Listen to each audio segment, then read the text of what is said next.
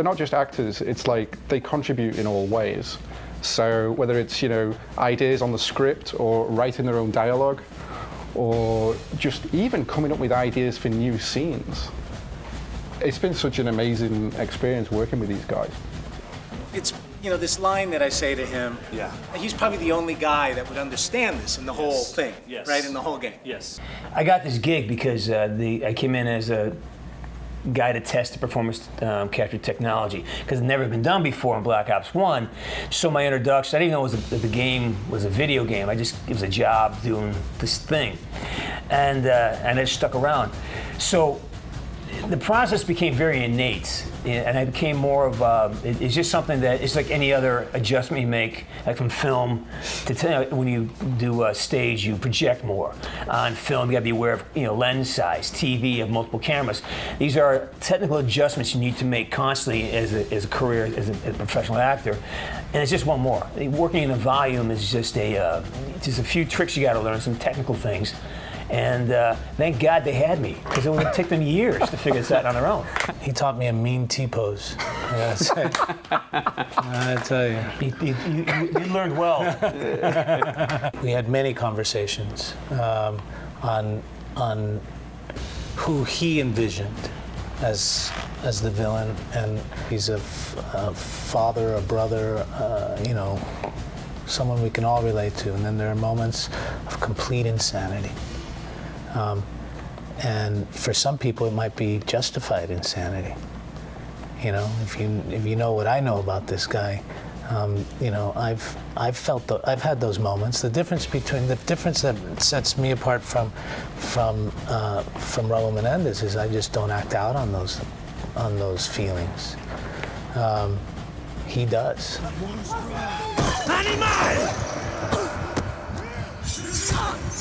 Well, I definitely had to do the research on as far as what the Alex Mason character was about, and what he brought to Black Ops 1, and then me being his son. What characteristics of Alex Mason would be driven through Commander David Mason, through interaction and throughout interaction, just from being his son. So I wanted to not only bring what he brought, but then also bring in my side of it and add that additional depth and motivation from what happened with him. David can stay with Jenny, like before. She loves having him. He'll be fine. Dad, you said you'd never go back to the Army. You promised me. And everything is just sort of ornaments around you. So when I work with Kamar, he provides so much to work with that it creates that magic. And same with Rich, you're feeding off each other. So the environment is almost secondary. It's like the relationship I've had with these guys that allow things to happen. And then they basically painted it anyways. It could be an airport, it could be a beach. That's all generated, but what drives everything are these incredible relationships that have organically grown during the process. And the script itself, the way the characters are written, they're very... Anthony has nothing to do with this. It's all about us. Did I say it's all the actors, Rich. No, I just feel like that the characters were pretty well rounded. There weren't any flat characters. So, especially these guys, you get up there in the volume and start doing your scenes with them. You can watch the whole spectrum of emotions happen with these guys. Not only because they're professionals, but they're bringing a great scene, a great written character to life. Yeah. The technology to actually get characters looking perfect, is years away. It's not there yet. But in many respects, I actually don't think it has to be. Because I think if the performances and the world and the story and it's all believable enough, I think people will not notice that. You can't kill me.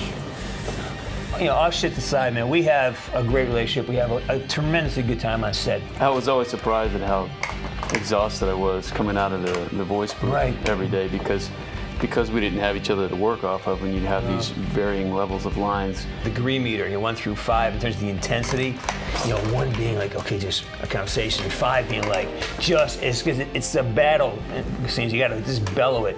You get the computer monitor with your lines and the level, and he's sort of a dark space underneath there. And that's why I personally would put whoever I'm talking to there and visualize their head. I remember I was yelling and pointing and yelling and throwing my arms at this black space, and to the point where I was almost like, oh. Almost pass out, right? And then I look around and there's nobody there. But I can't even hear the people talking outside the booth. I'm like, yeah. It's really, I felt like a tool a lot of times. But I think, and they sit there and they'll ask for the same line. Yeah. 5, 6, 10 different ways. Yeah. And that in itself is tough. Yeah. Find 10 different variations on how to say this line. We don't need those variations, by the way. Yeah. Identify Mason David. Retina scan confirmed. Do what you can. I'll be on the bridge. All right, it's time to stop playing around. This guy's on the loose.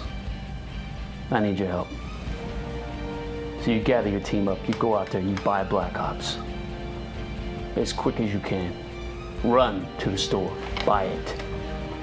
We gotta get this guy. Now, you may understand this, maybe you don't, but this fucking game. Oh yeah.